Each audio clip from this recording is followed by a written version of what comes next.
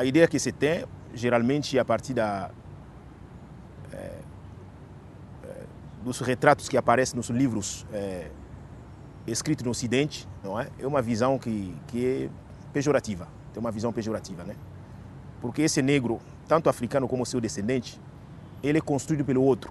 Então ele recebe uma identidade atribuída, não é? Mas quando se falava com os africanos sobre a sua própria história, nem eles mais sabiam, porque 4, 5 séculos de tráfico de escravatura, de escravidão, trabalhos forçados, enfim, tudo isso mudou muito as culturas africanas e elas foram perdendo as suas referências. Brésil! Brésil! Les esclaves destinés aux Amériques étaient troqués contre des marchandises de pacotille.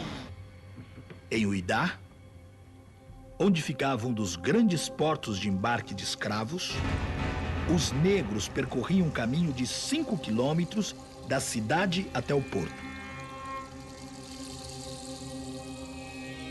Nesse percurso, todo escravo que ia ser embarcado era obrigado a dar voltas em torno de uma árvore, a árvore do esquecimento. Cerca de 4 milhões de negros foram trazidos para o Brasil durante um período que durou aproximadamente 350 anos. Mas como ficou a história do povo africano? Como eles se viam e como eram vistos no decorrer da história? Sobre estas questões, conversei com o pesquisador Basilele Malumalo.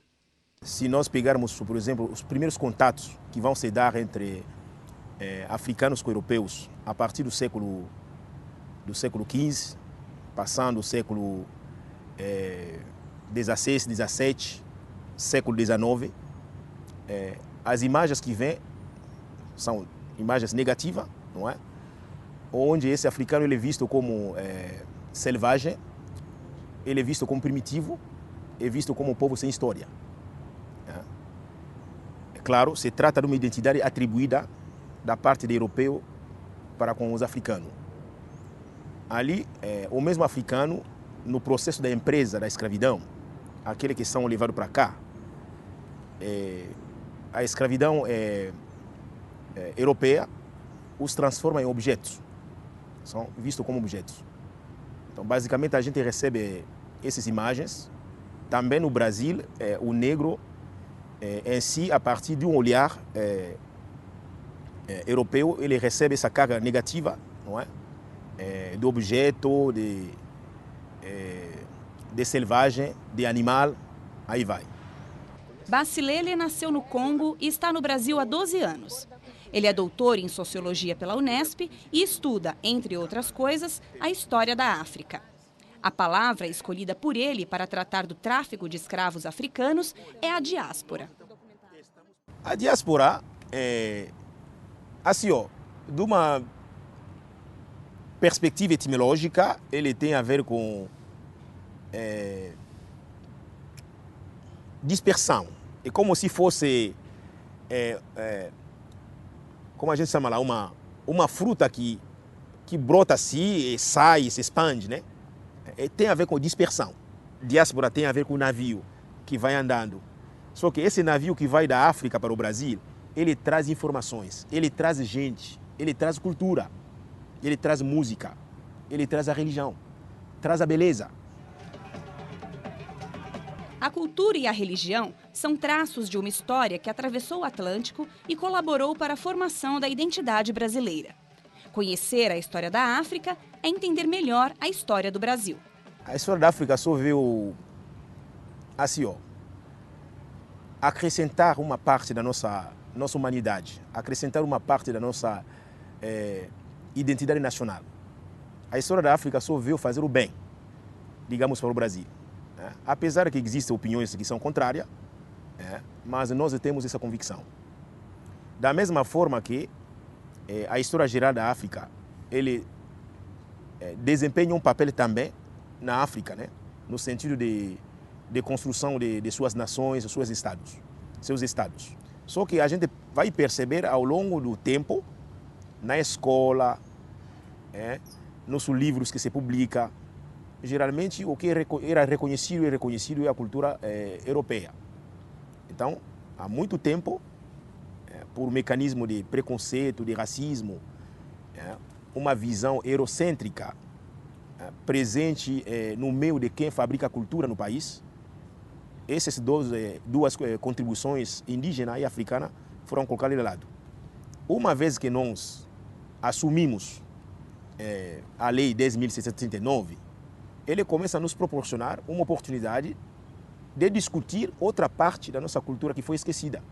A Lei 10.639, citada pelo professor Bacilele, é de 2003 e torna obrigatório o ensino de história e cultura afro-brasileira em todas as escolas do ensino fundamental e médio. Se a gente começa a discutir, por exemplo,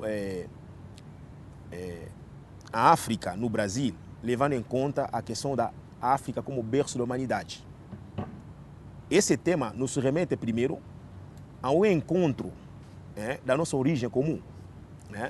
Ele nos coloca a fazer uma discussão com os alunos, com a sociedade, para dizer, olha, quanto à questão da formação do nosso gênero humano, nós temos o mesmo patrimônio. O historiador francês Pape Ndiaye, que é professor da Escola de Altos Estudos em Ciências Sociais de Paris, falou sobre a importância do ensino da história da África. L'enseignement de l'histoire de l'Afrique au Brésil ou bien dans d'autres pays comme la France est quelque chose d'important. C'est quelque chose d'important parce que au Brésil comme en France, une partie de la population est issue d'une migration africaine, l'esclavage dans le cas du Brésil et puis les migrations coloniales et post-coloniales dans le cas de la France.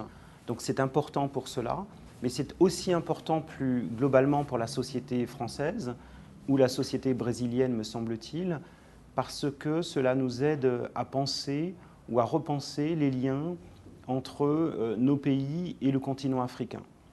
Lembrando que África é muito bem, continente cheio de países. Olha aqui um mapa da África. Então, esse exercício, essa primeira aula que a gente teve, foi um exercício de conhecer um pouco sobre a África a partir dos países, não é? Eles vão se familiarizando também com algumas pronúncias até de nomes de países que eles não conhecem, que a gente ajuda um pouco eles nisso, para que eles tenham um primeiro contato com essa geografia de África, para que depois a gente possa falar um pouco mais sobre a cultura específica de alguns países. Marcelo é professor da Escola de Aplicação da Universidade de São Paulo. Aqui, a história da África está presente no dia a dia da sala de aula. Na última aula, eu conversei com vocês sobre alguns países que ficam lá na África e alguns países, inclusive, que falam português também. Eu quero saber agora quem lembra. Era Bolívia? Não. Angola. Os países que falam português na África. A nossa tentativa aqui é de apresentar para eles outras referências sobre a África, desconstruindo um pouco esse imaginário preconceituoso, para que eles possam compreender que a África é um continente com diversos países e de realidades bem complexas. Eles pensam que a África é floresta e cabanas. E não é exatamente isso que a gente quer passar e nem é o que não representa a complexidade da África hoje. Localizaram no mapa? Acharam? Já sabemos onde fica 2 países que falam português lá na África. Moçambique, que está ali, ó, e um outro país chamado de Angola. Uma das maneiras de se colocar em prática o ensino da história da África é com a manutenção da cultura entre as crianças negras de comunidades quilombolas. Com a Constituição de 1988, o Estado brasileiro admite a existência das comunidades remanescentes de quilombos e, com isso, garante o direito à identidade e à cultura. É uma das danças que foi trazida pelos nossos ancestrais, que é a dança do Congo, e a gente tem o Conguinho, que é com as crianças. A gente verifica que é comum. sobretudo para, digamos assim, alunos nossos que são brasileiros, pessoas brasileiras. Agora que a história geral da África está chegando, a história e cultura afro-brasileira está chegando nas escolas, a gente percebe que houve tempo e ainda continua essa generalização. Eu já tive um caso do aluno meu, dando aula no ensino médio, que me chamava de angolano, enquanto eu sou congolês. A generalização é comum também quando se olha para o passado, mais especificamente para o momento em que os africanos eram trazidos como escravos para o Brasil, de diferentes partes da África. Quem explica é Fernando Mourão, um dos maiores estudiosos em história da África no Brasil. Porque no continente africano, do ponto de vista da linguística, aparentemente nós temos dois grandes grupos. Os sudaneses, que vão do Saara para baixo até a floresta tropical do Congo, e a partir da floresta tropical do Congo, os chamados bantus. O grupo sudanês foi minoritário no Brasil, mas eles, ao chegarem aqui, eles impuseram um pouco essa sua ideia de império, essa sua ideia de uma religião com hierarquia, que deu origem ao candomblé, enfim, todas essas religiões afro-brasileiras. E aí passou-se a dar uma importância muito grande aos sudaneses. Isso se dá principalmente da Bahia, e da Bahia é que se irradiam pelo Brasil as culturas de origem africana.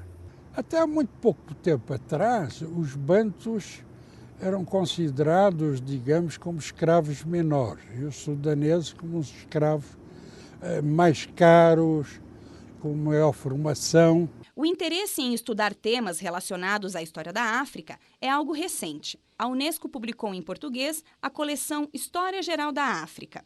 Fernando Mourão foi o único pesquisador brasileiro a integrar o comitê científico para a redação desta coleção de livros.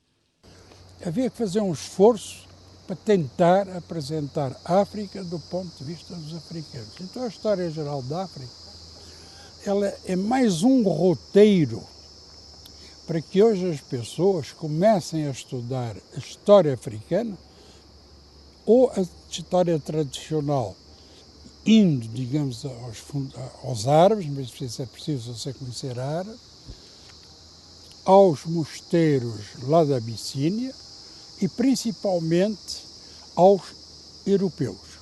Em contrapartida, tu tens a História Geral da África. Como eu digo, é mais um roteiro para entusiasmar a juventude e os jovens pesquisadores no sentido de se debruçarem sobre a história da África. É esse o momento atual que nós estamos vivendo.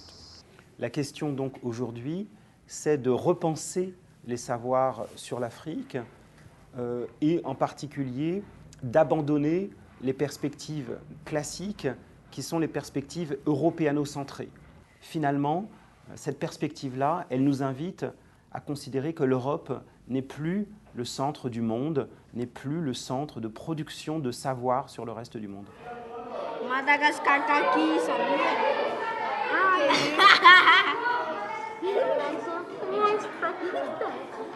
Aqui é o quê? Tasmânia. Tasmânia?